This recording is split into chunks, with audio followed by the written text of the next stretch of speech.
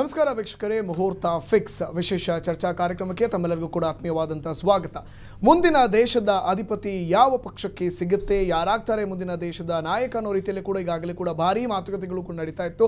ಈ ನಿಟ್ಟಿನಲ್ಲಿ ನಿನ್ನೆವರೆಗೂ ಯಾವಾಗಪ್ಪ 2019 ಲೋಕಸಭಾ ಚುನಾವಣೆಯ ದಿನಾಂಕ ಅನೌನ್ಸ್ ಆಗುತ್ತೆ ಅಂತ ಎಲ್ಲಾ ಪಕ್ಷದವರು ಕೂಡ ಕಾತುರದಿಂದ ಕಾಯ್ತಾನೆ ಇದ್ರು. ಆದರೆ ನಿನ್ನೆ ಮಹತ್ವದ ನಡೆದಂತಹ ಈ ಒಂದು ರೀತಿಯಾದಂತಹ ಅಪ್ಡೇಟ್ಸ್ಗಳಲ್ಲಿ ಚುನಾವಣಾ ದಿನಾಂಕವನ್ನ ಇದೀಗ ಚುನಾವಣಾ ಆಯೋಗ ಕೂಡ ಘೋಷಣೆ ಮಾಡಿರುವಂಥದ್ದು. ಪ್ರಮುಖವಾಗಿ ನಾವು ಕರ್ನಾಟಕವನ್ನ ತೆಗೆದುಕೊಂಡಂತಹ ಸಂದರ್ಭದಲ್ಲಿ 28 ಜಿಲ್ಲೆಗಳಿಗೆ 2 ಹಂತಗಳಲ್ಲಿ ಕೂಡ ಚುನಾವಣೆಯನ್ನ ಈಗಾಗಲೇ ಘೋಷಣೆ ಮಾಡಲಾಗಿದೆ. ಏಪ್ರಿಲ್ 18ರಂದು ಮೊದಲನೇ ಹಂತದಾಗಿದ್ದು, ಜೊತೆಗೆ ಏಪ್ರಿಲ್ 28ರಂದು ಎರಡನೇ ಹಂತದ ಚುನಾವಣೆಗೆ ದಿನಾಂಕವನ್ನ ಕೂಡ ನಿಗದಿಪಡಿಸಲಾಗಿದೆ. ಈ ನಿಟ್ಟಿನಲ್ಲಿ ಲೋಕಸಭಾ ಚುನಾವಣೆಗೆ ಈಗಾಗಲೇ ಕೂಡ ರಣವೀಳ್ಯವನ್ನು ನೀಡಿದಂತಾಗಿದೆ ಅಂತ ಹೇಳಿದ್ರು ಕೂಡ ತಪ್ಪಾಗ್ಲಿಕ್ಕಿಲ್ಲ. ಈ ನಿಟ್ಟಿನಲ್ಲಿ ಪ್ರಮುಖ ಮೂರೂ ಪಕ್ಷಗಳು ಕೂಡ ಈ ಚುನಾವಣಾ ದಿನಾಂಕ ಘೋಷಣೆಗೂ ಮುನ್ನವೇ ಅಭ್ಯರ್ಥಿಗಳು ಯಾರು, ಯಾವ ಮಾನದಂಡಗಳ ಮೇಲೆ ಅಭ್ಯರ್ಥಿಗಳನ್ನು ಆಯ್ಕೆ ಮಾಡಬೇಕು, ಯಾವ ರೀತಿ ಸಿದ್ಧತೆಗಳನ್ನು ಮಾಡಿಕೊಳ್ಳಬೇಕು ಅನ್ನೋದರ ಕುರಿತಾದಂಥ ಮಹತ್ವದ ಚರ್ಚೆಯಲ್ಲಿ ಕೂಡ ಪ್ರಮುಖ ಮೂರು ಪಕ್ಷಗಳು ಕೂಡ ತೊಡಗಿದ್ವು. ಈ ನಿಟ್ಟಿನಲ್ಲಿ ಇದೀಗ ಚುನಾವಣಾ ದಿನಾಂಕ ಕೂಡ ಘೋಷಣೆಯಾಗಿದೆ. ಪ್ರಮುಖವಾಗಿ ಮೈಸೂರು, ಮಂಡ್ಯ, ಚಾಮರಾಜನಗರ, ಕೊಡಗು, ಹಾಸನ ಈ 5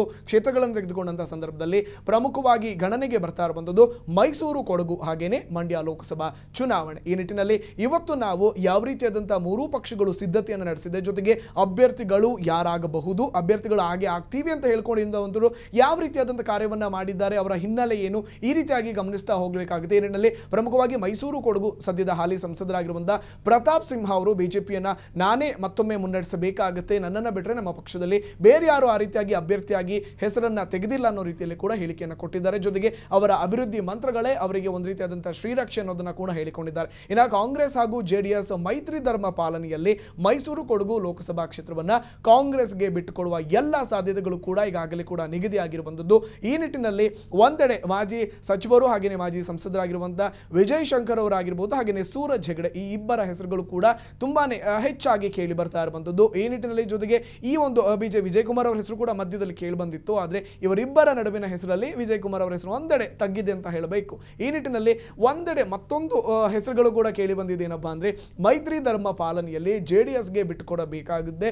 ಪ್ರಮುಖವಾಗಿ ಜೆಡಿಎಸ್ನ ರಾಷ್ಟ್ರಾಧ್ಯಕ್ಷರಾಗಿರುವಂತಹ ದೇವೇಗೌಡರ ಕಣದಿಂದ ಇಳಿತಾರೆ ಅನ್ನೋ ಸುದ್ದಿಗಳು ಕೂಡ ಇತ್ತು. ಆದರೆ ಇವು ಎಷ್ಟರ ಮಟ್ಟಿಗೆ ನಿಜವಾಗುತ್ತೆ? ಈ ನಿಟ್ಟಿನಲ್ಲಿ ನಿನ್ನೆ ರಾತ್ರಿಯಿಂದಲೂ ಕೂಡ ಚುನಾವಣೆಯ ಒಂದು ರೀತಿಯಾದಂತಹ ನೀತಿ ಸಂಹಿತೆ ಕೂಡ ರಾಜ್ಯಾದ್ಯಂತ ಜಾರಿಯಲ್ಲಿರುವಂಥದ್ದು. ಈ ನಿಟ್ಟಿನಲ್ಲಿ ಯಾವ ರೀತಿ ಸಿದ್ಧತೆಗಳನ್ನು ಮಾಡಿಕೊಳ್ತಾ ಇದ್ದಾರೆ, ಪ್ರಮುಖ ಮೂರೂ ಪಕ್ಷದ ವಕ್ತಾರರು, ಮುಖಂಡರು ಏನು ಹೇಳ್ತಾರೆ, ಈ ಕುರಿತಾದಂತಹ ಚರ್ಚೆಯನ್ನು ಮಾಡ್ತೀವಿ. ಇದುವೇ ಹೊತ್ತಿನ ವಿಶೇಷ ಮುಹೂರ್ತ ಫಿಕ್ಸ್. ನಾನು ನಾಚಪ್ಪ.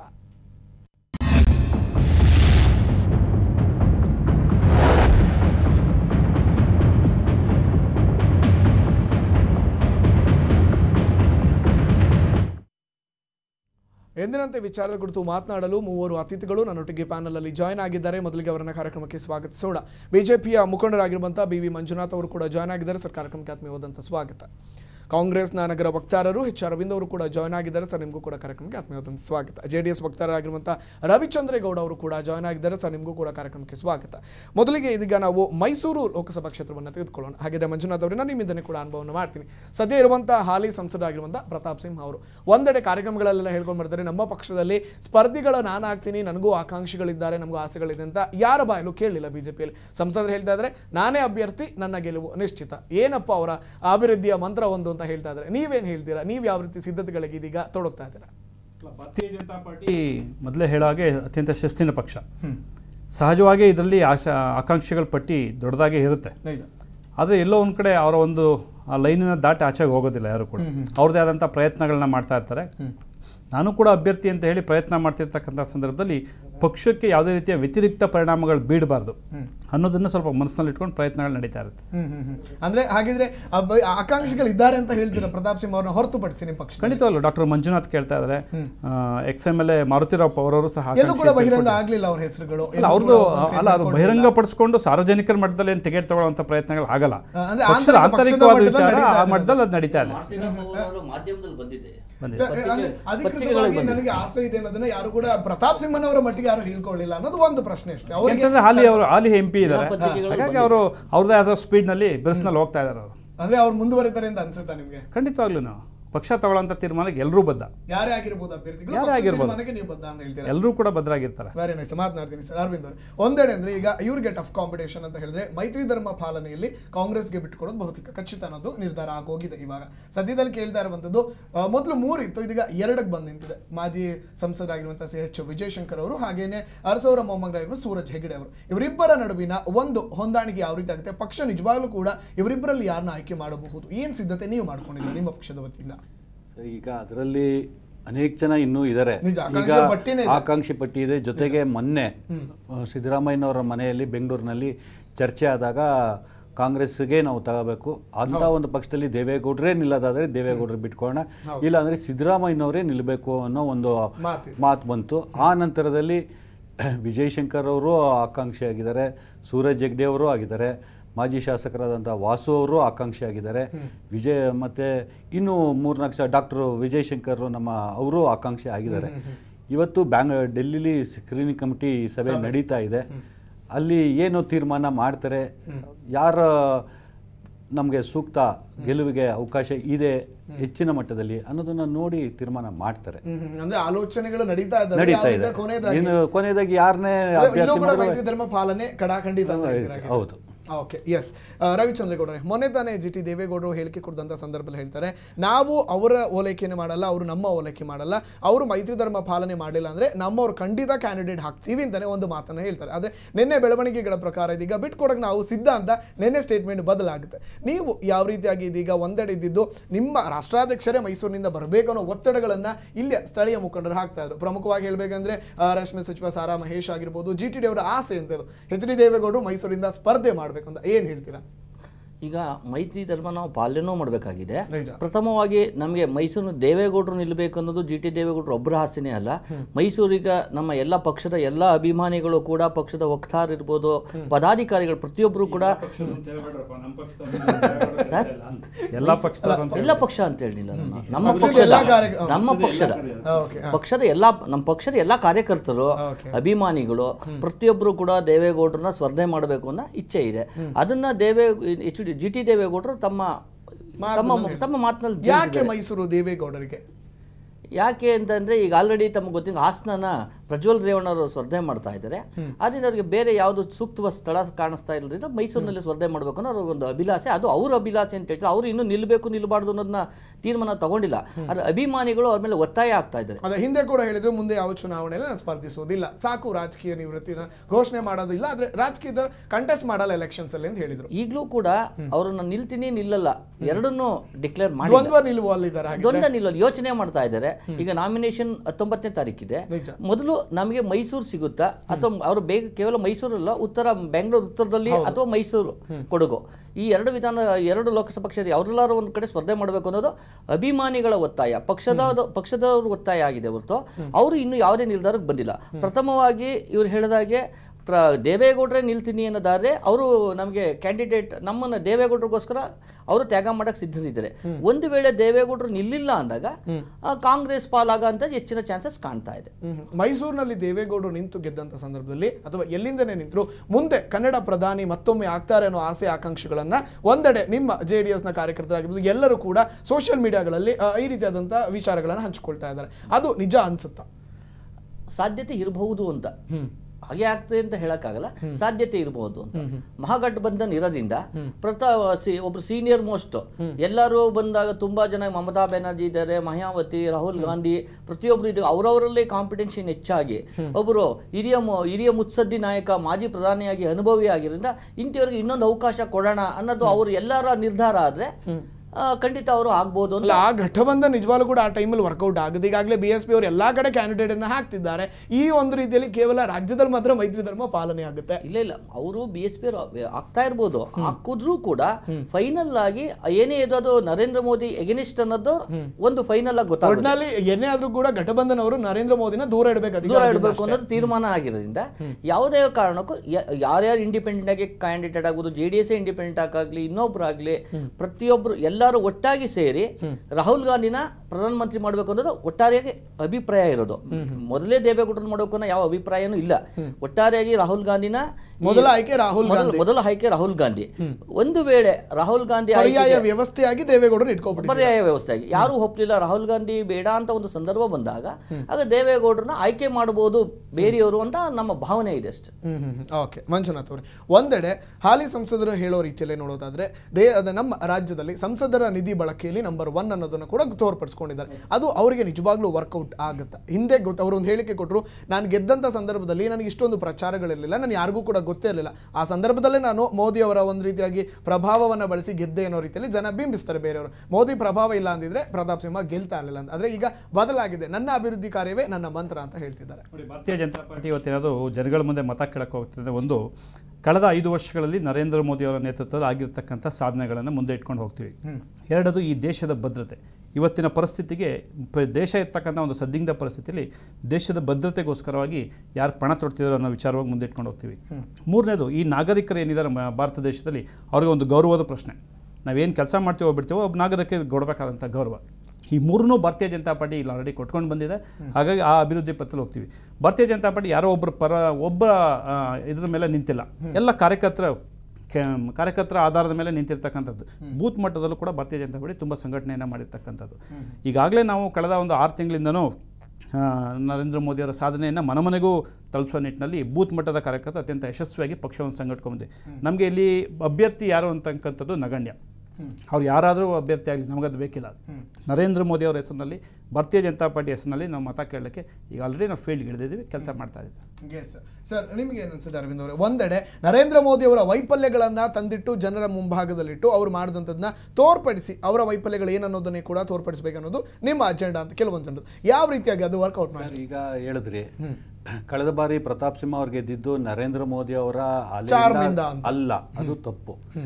ನಮ್ಮ ಮಾಜಿ ಸಂಸದರಾದಂತಹ ವಿಶ್ವನಾಥ್ ಅವರ ಮಾತಿನಿಂದ ಕೆಲವು ಆಕ್ರೋಶ ಆಗಿ ಒಂದ್ ಕಡೆ ಒಂದು ಕಮ್ಯುನಿಟಿ ಕನ್ಸಾಲ್ಟೇಟ್ ಆಗಿದ್ರಿಂದ ಅವ್ರು ಗೆದ್ದಿದ್ದೇ ಹೊರತು ಇನ್ಯಾವುದೇ ಕಾರಣದಿಂದ ಅವ್ರು ಗೆಲ್ಲಕ್ ಸಾಧ್ಯ ಇರಲಿಲ್ಲ.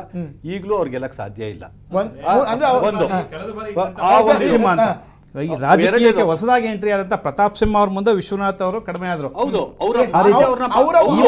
ಇವತ್ತಿನ ಮಟ್ಟಿಗೆ ಪ್ರತಾಪ್ ಸಿಂಹ ಇನ್ನೂ ಇಂಪ್ರೂವ್ ಆಗಿದ್ದಾರೆ. ಅದನ್ನೇ ಹೇಳಿದ್ದು, ನಮ್ಮ ಪಕ್ಷದಲ್ಲಿದ್ದಂತ ಪ್ರತಾಪ್ ಇವರು ವಿಶ್ವನಾಥ್ ಅವ್ರ ಮಾತಿನ ವೈಖರಿಯಿಂದಲೇ ಅದು ಒಂದು ಡ್ಯಾಮೇಜ್ ಆಗಿ ಅವ್ರು ಗೆದ್ದಿದ್ದೇ ಹೊರತು ಇನ್ಯಾವುದೇ ಕಾರಣನೂ ಅಲ್ಲ ಅಸಲಿ. ಈಗ ಅದೇ ಪ್ರತಾಪ್ ಸಿಂಹ ಅವರ ಮಾತು ಸಂಸ್ಕೃತಿ ಅವ್ರಿಗೆ ಕಳಂಕ ಆಗ್ತಾ ಇದೆ.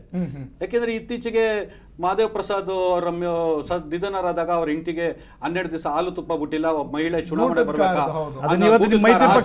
ಇದೆಯಲ್ಲ, ಅಲ್ಲ ಅದು ಬರ್ತಾ ಇದೆ, ಬೀಳಲ್ಲ, ಅವ್ರ ಪಕ್ಷದ ಮೇಲೆ ಬೀಳ್ಬೋದು. ಆದ್ರೆ ನಿಮ್ಮ ಮೈತ್ರಿ ಪಕ್ಷ ಅಲ್ಲಿದೆ ಮೇಲೆ ಮುಗಿತಲ್ಲ. ಇಂತಹ ಒಂದು ಪದಗಳು, ಇವರ ಒಂದು ನಡವಳಿಕೆ, ಇವರ ಮಾತು ಅವ್ರಿಗೆ ಮುಳ್ಳಾಗ್ತಾ ಇದೆ. ಇಲ್ಲ, ಕೆಲವನ್ನೆಲ್ಲ ಮರೆಯೋದಿಲ್ಲ ಈ ಮಾತುಗಳು. ಅವರ ಆಕ್ರೋಶದ ಕೆಲವು ಸಂಸ್ಕೃತಿ ರಹಿತವಾದಂತಹ ಮಾತುಗಳಿದೆಯಲ್ಲ, ಅದು ಮನಸ್ಸಲ್ಲಿ ನಾಟಿ ಉಳಿಯುತ್ತೆ. ಎರಡನೇದಾಗಿ ಏನಂದ್ರೆ, ನರೇಂದ್ರ ಮೋದಿ ಅವರ ಅಭಿವೃದ್ಧಿ ಮಂತ್ರ ಅಂತ ಹೇಳ್ತಾರೆ. ನನ್ನ ದೃಷ್ಟಿಯಲ್ಲಿ ಯಾವುದೋ ಅಭಿವೃದ್ಧಿ ಮಂತ್ರ ಆಗೇ ಇಲ್ಲ. ಅವರು ಯಾವುದನ್ನ ಎಲ್ಲನೂ ಯೂಟರ್ನ್ ನೋಡ್ಕೊಂಡ್ ಬಂದಿರೋದೆ. ಏನು GST ಏನ್ ಮಾಡಿದ್ರು? ಇವರು ಚೀಫ್ ಮಿನಿಸ್ಟರ್ ಆಗಿದ್ದಾಗ ಗುಜರಾತದ್ದು GST ಅಪೋಸ್ ಮಾಡಿದ್ರು, ಆಮೇಲೆ ಅದನ್ನ ತಂದ್ರು. ಅದನ್ನ ರಚನೆ ಮಾಡಿದವರು ಯಾರು? ಮನಮೋಹನ್ ಸಿಂಗ್, ನಮ್ಮ UPA ನೇತೃತ್ವ ಮನಮೋಹನ್ ಸಿಂಗ್ ಅವರ ಇದರಲ್ಲಿ. ಅದನ್ನ ಹೇಗೆ ಇಂಪ್ಲಿಮೆಂಟೇಷನ್ ಮಾಡಕ್ ಬರದೆ ನರೇಂದ್ರ ಮೋದಿ ಅವರಿಗೆ ಒಂದು 10 ಸಲ ಚೇಂಜ್ ಆಗಿರ್ಬೋದು GST. 18 ಕಿಳಿಸು, 12 ಕಿಳಿಸು, ಈ ರೀತಿ. ಯಾಕೆಂದ್ರೆ ಆ ಇಂಪ್ಲಿಮೆಂಟೇಷನ್ ಅವ್ರಿಗೆ ಆ ಕಾನ್ಸೆಪ್ಟೇ ಅರ್ಥ ಆಗಿಲ್ಲ GSTದು. ಬರ್ಲಿಲ್ಲ, ಅವ್ರಿಗೆ ಅರ್ಥನೇ ಆಗಿಲ್ಲ ಇದನ್ನ ಹೇಗೆ ಇಂಪ್ಲಿಮೆಂಟೇಷನ್ ಮಾಡಬೇಕು ಅನ್ನೋದು. ಅದರಿಂದ ಅವ್ರು ಫೇಲರ್ ಆದರು. ನೆಕ್ಸ್ಟ್ ಆಧಾರ್ ಬರೋದ್ರಿಂದ ದೇಶಕ್ಕೆ ದೊಡ್ಡ ಅನಾಹುತ, ಅದರಿಂದ ನಷ್ಟ ಅಂತ ಅಂದ್ರು. ಈಗೇನ್ ಮಾಡಿದ್ರು? ಎಲ್ಲದಕ್ಕೂ ಆಧಾರ್ ಲಿಂಕ್ ಮಾಡಿಟ್ರು. ಆಮೇಲೆ ಇವ್ರು ಹೇಳ್ಕೊಳ್ಳೋದು ಯಾವುದು? ಜನ್ಧನ್. ಇವು ನಿನ್ನೆ ಮಾಧ್ಯಮದಲ್ಲಿ ಬಂದಿದೆ, ಬಡವರಿಂದ 10,000 ಕೋಟಿ ದಂಡ ವಸೂಲಿ ಮಾಡಿದ್ದಾರೆ ಅಂತ. ನಿಮ್ಗೆ ಫ್ರೀ ಅಕೌಂಟ್ ಓಪನ್ ಮಾಡ್ತೀವಿ ಅಂದ್ರು. ಬ್ಯಾಲೆನ್ಸ್ ಇಲ್ಲ ಅಂತ ಹೇಳಿ ಬ್ಯಾಂಕ್ ಅವರು, ಮಿನಿಮಮ್ ಬ್ಯಾಲೆನ್ಸ್ ಇಲ್ಲ ಅಂತ ಹೇಳಿ 10,000 ಬಡವರಿಂದ ದರೋಡೆ ಮಾಡಿಸ್ತಾ ಇದ್ದಾರೆ ಬ್ಯಾಂಕ್ ಅವ್ರ ಹತ್ರ. ಅವ್ರ ದುಡ್ಡನ್ನ ಕಿತ್ಕೊಂಡು ಅವ್ರಿಗೆ ಕೊಡೋದು ಬೇರೆ ಮೂಲದಂಡ. ಇದು ಯಾವ ಒಂದು ಅಭಿವೃದ್ಧಿ ಕಾರ್ಯ? ಈ ರೀತಿ. ಇನ್ನು ನೋಟ್ ಬ್ಯಾನು ಮಾಡಿ ನಾನು ಎಲ್ಲನೂ ನಿಲ್ಲಿಸ್ತೆ ಅಂತ ಅಂದ್ರು. ಯಾವ್ದನ್ನ? ಬ್ಲಾಕ್ ಮನಿ, ಮತ್ತೆ ಟೆರರಿಸಮ್. ಬ್ಲಾಕ್ ಮನಿ ಎಲ್ಲಿ ನಿಂತಿದೆ? ನಿಮ್ಗೆ 99.8% ಆಫ್ ಓಲ್ಡ್ ಮನಿ ವಾಪಸ್ ಬಂದಿದೆ. ಅಲ್ಲಿಗೆ ಎಲ್ಲಿ ಇದೆ ಬ್ಲಾಕ್ ಮನಿ? ಯಾವುದು ಬ್ಲಾಕ್ ಮನಿ ಎಲ್ಲಿದೆ? ಅಂದ್ರೆ ಎಲ್ಲಾ ಪ್ಲಾನ್ ಗಳನ್ನು ಕೂಡ ನೀಟಾಗಿ ಇಂಪ್ಲಿಮೆಂಟ್ ಮಾಡಲಿಲ್ಲ. ಆಮೇಲೆ ಇದನ್ನ ಯಾವ್ದೋ ಟೆರರಿಸಂ ನಿಲ್ಸಿದ್ರು. ಟೆರರಿಸಂ ನಿನ್ನೆ ಆಗದಂತಹ ಇನ್ಸಿಡೆಂಟು ಅದೆಷ್ಟು RDX ಇತ್ತು ಅನ್ನೋದು ಯಾರಿಗೂ ಗೊತ್ತಿಲ್ಲ, ಅದು ಊಹೆ. ನಾನು ಅದು 300 ಅಂತಾರೆ, 1000 ಅಂತಾರೆ, RDX ಎಷ್ಟಿತ್ತು ಅನ್ನೋದು ಅದು ಅವರವರ ಕೆಲವು ಊಹೆಗಳು. ಸರ್ಕಾರದವರು ಸರಿಯಾದ ಮಾಹಿತಿ ಕೊಡಬೇಕು, ಸರಿಯಾದ ಮಾಹಿತಿ ಅದ್ರ ಬಗ್ಗೆ ಕೊಡ್ತಾ ಇಲ್ಲ. ಯಾಕಂದ್ರೆ ಸತ್ಯ ಆಚೆ ಬಂದ್ರೆ ತಮಗೆ ಡ್ಯಾಮೇಜ್ ಆಗುತ್ತೆ ಅಂತ ಹೇಳಿ ಕೇಂದ್ರ ಸರ್ಕಾರದವ್ರು ಮಾಹಿತಿನೇ ಕೊಡ್ತಾ ಇಲ್ಲ ಕರೆಕ್ಟ್ ಆಗಿ. ಅಲ್ಲಿಗೆ ಟೆರರಿಸಮ್ ಎಲ್ಲೋಗಿದೆ? ಅದು ಮುಂದುವರ್ಕೊಂಡು ಬಂತು. ಅಲ್ಲಿಗೆ ನರೇಂದ್ರ ಮೋದಿ ಅವರ 5 ವರ್ಷದ ಆಡಳಿತದಲ್ಲಿ ಅವರದೇ ಆದಂತಹ ಯೋಜನೆಗಳು ಅನ್ನೋದು ಸ್ವಂತ ಯೋಜನೆಗಳು ಯಾವುದು ಇಲ್ಲ. ಇರೋದು ಯಾವುದು ಸಕ್ಸಸ್ ಆಗಿಲ್ಲ. ಸ್ವಚ್ಛ ಭಾರತ್ ಒಂದು ಹೇಳ್ತಾರೆ. ಸ್ವಚ್ಛ ಭಾರತ್ ಇವತ್ತು ನೀವು ನಗರ ಸುತ್ತಿದಾಗ ಅಂದ್ರೆ ನಾನು ಹೇಳೋದು ಅವ್ರೇನ್ ಬಂದು ಕಸ ಗುಡ್ಸಕ್ ಸಾಧ್ಯ ಇಲ್ಲ. ನಮ್ ಜನತೆನೂ ಅದಕ್ಕೆ ಸ್ಪಂದಿಸ್ಬೇಕು, ನಮ್ ಜನತೆನೂ ಸ್ಪಂದಿಸ್ತಾ ಇಲ್ಲ. ಅದು ನಮಗೂ ಅದು ಅಸಮಾಧಾನ ಇದೆ. ಅದು ಒಂದು ಒಳ್ಳೆ ಯೋಜನೆ, ನಾವು ಶುದ್ಧಿಯಾಗಿರ್ಬೇಕು ಅನ್ನೋದನ್ನ. ಆದ್ರೆ ನಮ್ ಜನನೇ ಅಕ್ಸೆಪ್ಟ್ ಮಾಡ್ಕೊಂಡಿಲ್ವಲ್ಲ. ಅಲ್ಲಿಗೆ ಏನ್ ಪ್ಲಾನ್ ಆಯ್ತು? ಪ್ಲಾನ್ ಕೇವಲ ಪ್ಲಾನ್ ಆಗಿ ಘೋಷಣೆ ಆಯ್ತು, ಜನ ಅಕ್ಸೆಪ್ಟ್ ಮಾಡ್ಕೊಂಡಿಲ್ಲ ಅನ್ನೋದಕ್ಕೆ ನಾವು ಇವರೆಲ್ಲ ಮೋದಿ ಬಗ್ಗೆ ನಾವು ಜನ ಉದ್ದುದ್ದ ಹೇಳ್ತಾರಲ್ಲ, ಅವರು ಹೇಳದಂತಹ ಒಂದು ಸ್ವಚ್ಛ ಭಾರತ್. ನಿಮ್ಮ ಮನೆ ಕಸನ ನೀವು ಬೆಳಿಗ್ಗೆ ಬಂದು ತಗೊಂಡೋಗೋರ್ಗೆ ಇಟ್ಕೊಳ್ಳಲ್ಲ. ಬನ್ನಿ ನೀವು ತೋರಿಸ್ತೀನಿ ನಾನು ತಗೊಂಬಂದ ಪಾರ್ಕ್ ಮೂಲೆಲ್ಲೋ ರಸ್ತೆ ಮೂಲೆಲ್ಲೋ ಬಿಸಾಕ್ಬಿಟ್ಟು ಹೋಗ್ತಾರೆ. ಅಂದ್ರೆ ಅವರು ಮಾಡಿರಬಹುದು, ಇಂಪ್ಲಿಮೆಂಟೇಷನ್ ಯಾವುದೂ ಆಗಿಲ್ಲ. ನೀವು ಹಿಂದೆ ಪ್ರಣಾಳಿಕೆಯಲ್ಲಿ ಕೊಟ್ಟಂತದ್ದೆಲ್ಲವನ್ನ ನೆರವೇರಿಸ್ತಾ ಬರ್ತಾ ಇದೀರಾ ಅಂತ ದಿನನಿತ್ಯ ಹೇಳಿಕೆಗಳು ಬರ್ತಾ ಇದೆ. ಆದ್ರೆ ಅದು ನಿಜವಾಗ್ಲೂ ಜನರಿಗೆ ತಲುಪಲಿಲ್ಲ. ತಲುಪಿದ್ರು ಕೂಡ ನಮ್ಮ ಅಮೌಂಟ್ ಅನ್ನ ನಮಗೆ ಕೊಟ್ಟರು, ಯಾವುದು ಅನುಷ್ಠಾನ ಆಗಲಿಲ್ಲ, ಜನ ಒಪ್ತಾ ಇಲ್ಲ ಅಂತ ಹೇಳ್ತಾರೆ. ಇದೇನು ಅಪಾದನೆ ಮಾಡ್ತಿದ್ದಾರೆ ಅವರು? ಕಾಂಗ್ರೆಸ್ನ ಸಂಕೋಚಿತ ಮನೋಭಾವದವ್ರು ಮಾತ್ರ. ನೋಟ್ ಬ್ಯಾನ್ ಇವತ್ತಿಗೂ ಕೂಡ 100% ಸಕ್ಸಸ್ ಆಗಿದೆ. ಯಾರು ಅದನ್ನ ಅಪೋಸ್ ಮಾಡ್ತಿದ್ದಾರೆ? ಕಪ್ಪು ಹಣ ಇಟ್ಕೊಂಡು ಕೂತಿದಾರಲ್ಲ ಕಾಂಗ್ರೆಸ್ನವರು, 40 ವರ್ಷಗಳ ಕಾಲ ದೇಶವನ್ನು ಒಡೆದು ಲೂಟಿ ಮಾಡಿದಲ್ಲ. ಹಗರಣಗಳ ಲಿಸ್ಟೇ ಇದೆಯಲ್ಲ ಇಷ್ಟೊಂದು. ಎ ಇಂದ ಇಂಗ್ಲಿಷ್ ಆಲ್ಫಾಬೆಟಿಕಲ್ ಎ ಇಂದ ಝಡ್ ವರ್ಗೂ ಒಂದೊಂದು ಹೆಸರುಗಳನ್ನ ಹೇಳ್ತಾ ಬಂದ್ರೆ ಅದು ಆ ಸ್ಕ್ಯಾಂಡಲ್ಗೆ ಅವ್ರಿಗೆ ಇದು ಮಾಡ್ಬೋದು. ಎ ಇಂದ ಝಡ್ ವರ್ಗೂ ಅಷ್ಟೊಂದು ಸ್ಕ್ಯಾಮ್ ಅಲ್ಲಿ ಹೊಡೆದು ಇಟ್ಟಿದ್ರಲ್ಲ. ಇವತ್ತು ಸೋನಿಯಾ ಗಾಂಧಿ, ರಾಹುಲ್ ಗಾಂಧಿ ಬೇಲ್ ಮೇಲೆ ಓಡಾಡ್ತಿದ್ದಾರೆ. ಅಂತವ್ರನ್ನ ಇನ್ನು ಮುಂದೆ ಇಟ್ಟುಕೊಂಡು ಪ್ರಧಾನಮಂತ್ರಿ ಸ್ಥಾನದಲ್ಲಿ ಅಭ್ಯರ್ಥಿ ನಾಚಿಕೆ ಆಗಬೇಕು. ಇವತ್ತು ಆಯುಷ್ಮಾನ್ ಭಾವ್, ಇನ್ನು ನಾವು ಇಂಡಿವಿಜುವಲ್ ಭಾರತೀಯ ಜನತಾ ಪಾರ್ಟಿ ನರೇಂದ್ರ ಮೋದಿ ಅವರ ನೇತೃತ್ವದಲ್ಲಿ ತಲುಪಿರೋದು ಅಂದ್ರೆ ಆಯುಷ್ಮಾನ್ ಭಾರತ್. ಇವತ್ತು BPL ಕಾರ್ಡ್ ಹೋಲ್ಡರ್ಗೆ 5 ಲಕ್ಷ ರೂಪಾಯಿ ಉಚಿತವಾಗಿ ಕೊಡುವಂಥದ್ದು, 1.5 ಲಕ್ಷ APL ಕಾರ್ಡ್ನವ್ರು ಕೊಡುವಂಥದ್ದು. ಅದೇ ಈ ರಾಜ್ಯ ಸರ್ಕಾರ ಏನು ಮಾಡಿದೆ, ಇಂಪ್ಲಿಮೆಂಟೇಷನ್ ಮಾಡೋದಕ್ಕೆ ಇವ್ರದ್ದೇನೋ ಎಕ್ಸ್ಟ್ರಾ ಫಿಟ್ಟಿಂಗ್ಸ್ ಸೇರಿಸಿದೆ ಅಲ್ಲಿ. ಇದನ್ನು ಫಸ್ಟ್ ಚಿಕಿತ್ಸೆ ತಗೊಳ್ಳೋದು ಸರ್ಕಾರಿ ಆಸ್ಪತ್ರೆಗೆ ಹೋಗ್ಬೇಕು.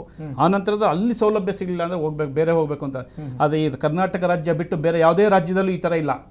ನೇರವಾಗಿ ನಿಮಗೆ ಬೇಕಾದಂತ ಯಾವುದೇ ಖಾಸಗಿ ಆಸ್ಪತ್ರೆಗೆ ಹೋಗ್ಬೋದು. ಸಹಭಾಗಿತ್ವ ಇದೆ, ಇಲ್ಲ ಅಂತ ಹೇಳ್ತಿಲ್ಲ ನಾನು. ಇವ್ರು ಯಾಕೆ ಆಯುಷ್ಮಾನ್ ಭಾರತ್ ಅಲ್ಲಿ ನಾವೆಲ್ಲ ಹೇಳಿದ್ಮೇಲೆ ನರೇಂದ್ರ ಮೋದಿ ಅವ್ರ ಫೋಟೋ ಹಾಕೊಂಡು ಆರೋಗ್ಯ ಕರ್ನಾಟಕ ಅನ್ನೋದನ್ನ ಸರ್ಕಾರ ಮಾಡ್ತಿರೋದೇ ಹೊರತು ನಾವು ಆಗ್ತಿರೋದಲ್ಲ.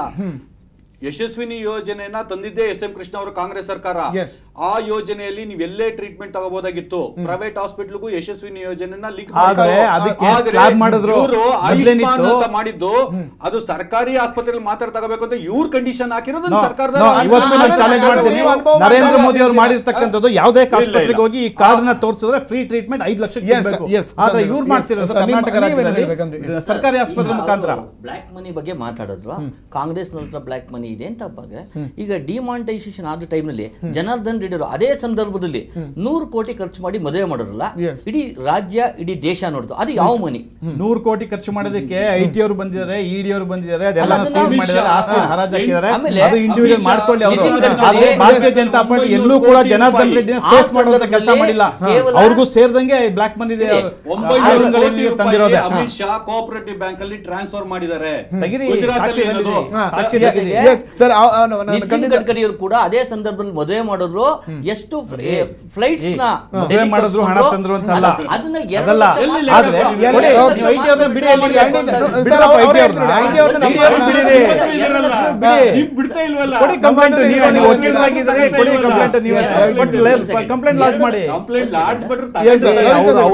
ಉದ್ದಿಮೆಗಳಿದೆ, ಅವ್ರದೇ ಅಂತ ಸಂಪಾದನೆ ಇದೆ, ಅದ್ರಲ್ಲಿ ತೋರಿಸ್ಕೊಂಡಿರ್ತಾರೆ. ಮುಂದುವರಿಸಿ ಚಿಕ್ಕ ಬ್ರೇಕ್ ನಂತರ.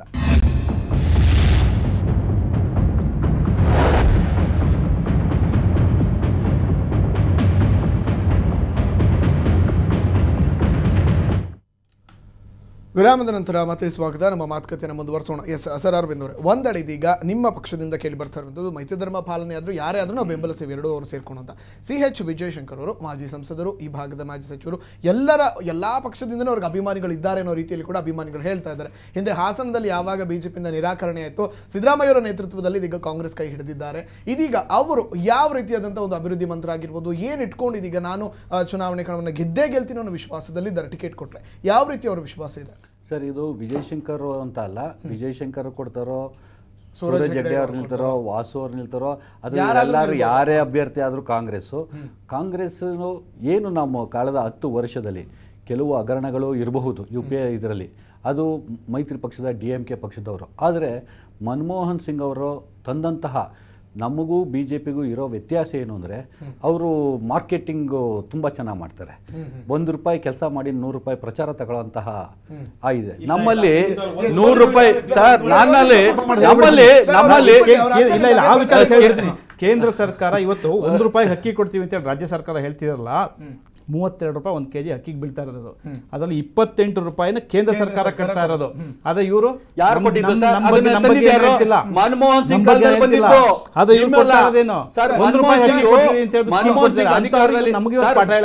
ಮನಮೋಹನ್ ಸಿಂಗ್ ಅಧಿಕಾರದಲ್ಲಿದ್ದಾಗ ಬಂದಿದ್ದು ಅದನ್ನ ₹3 ಕೊಡ್ಬೇಕು ಅಂತ.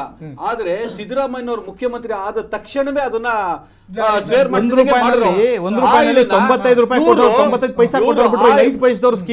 ತಂದಿದ್ದು ನಮ್ಮದೇ UPA ಸರ್ಕಾರ ಮತ್ತೆ ಕೇಂದ್ರ ರಾಜ್ಯದಲ್ಲಿ ರಾಜ್ಯ ಸರ್ಕಾರದವರು ಪುಕ್ಸಟೆಯಾಗಿ ನಾವು ಕೊಡ್ತೀವಿ ಅನ್ನೋದನ್ನ. ಕೇಂದ್ರದಿಂದ ಏನ್ ಕೊಡ್ತಿತ್ತು ಅದು ರಾಜ್ಯ ಸರ್ಕಾರ ದುಡ್ಡು ಕೊಡ್ತಿತ್ತು, ಮನಮೋಹನ್ ಸಿಂಗ್ ತಂದಿದ್ದು. ಇವರು ಆ ಪುಕ್ಸಟೆ ಪ್ರಚಾರ ತಗೊಳ್ಳೋದ್ರಲ್ಲಿ ನಾವು ಮಾಡ್ತಾ ಇರೋದಂತ ಈಗ ಹೇಳ್ತಾರಲ್ಲ, ಈ ತರ ಪುಕ್ಸಟೆ ಪ್ರಚಾರ ತಗೊಳ್ಳೋದ್ರಲ್ಲಿ ನಂಬರ್ 1 ₹28 ಕೇಂದ್ರ ಸರ್ಕಾರ ಕೊಡ್ತೀವಿ ಅನ್ನೋದನ್ನ ಎಲ್ಲಾದ್ರೂ ಪ್ರಸ್ತಾಪ ಮಾಡ್ತೀರಾ ನೀವು? ಪ್ರಸ್ತಾಪ ಮಾಡೋದಿಲ್ಲ. ₹1 ಅಕ್ಕಿ ಮಾತ್ರ ಹೇಳ್ತೀರಿ. ಆಯ್ತು, ಅಕ್ಕಿ ಕೊಡೋ ಯೋಜನೆಯಲ್ಲಿ ಕೇಂದ್ರ ಸರ್ಕಾರದ ನೀವು ಯಾಕೆ ಫೋಟೋ ಹಾಕಲ್ಲ? ಕೇಂದ್ರ ಸರ್ಕಾರ ಸಿಂಬಲ್ ಯಾಕೆ ಹಾಕಲ್ಲ ನೀವು? ನಾನು ಅದನ್ನ ಹೇಳ್ತೀರಾ ಸರ್, ನಮ್ಮ ಅದು right to education, right to information, ಇವೆಲ್ಲವನ್ನು ಕಾಂಗ್ರೆಸ್ ಅವರು ತಂದಿದ್ದು. UPA ಕಾಂಗ್ರೆಸ್ ನೇತೃತ್ವದ ಸರ್ಕಾರನೇ.